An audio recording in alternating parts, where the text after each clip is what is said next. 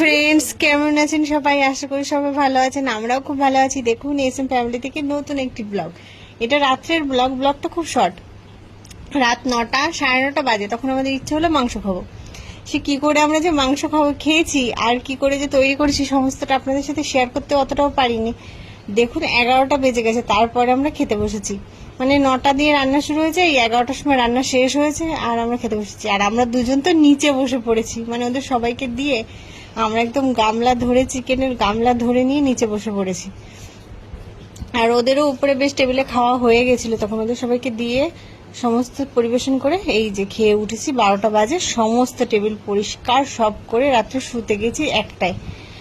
মানে ইচ্ছে হয়েছে মাংস খাবো, রাত 12টায় খাওয়া একদম কমপ্লিট হলো, ইচ্ছে স্বাদ পূরণ হলো মাংস খাওয়ার। শনিবার দিন রাত, রোববারের স্পেশাল মেনুটাই আমরা শনিবারেই কমপ্লিট করে ফেললাম। আশা করি আপনাদের ভালো লেগেছে ব্লগটা। ছোট্ট ব্লগ, আমাদের নিজেদের জীবনটাই তুলে ধরার চেষ্টা করলাম। ভালো লাগলে পাশে থাকবেন এবং লাইক করে যাবেন।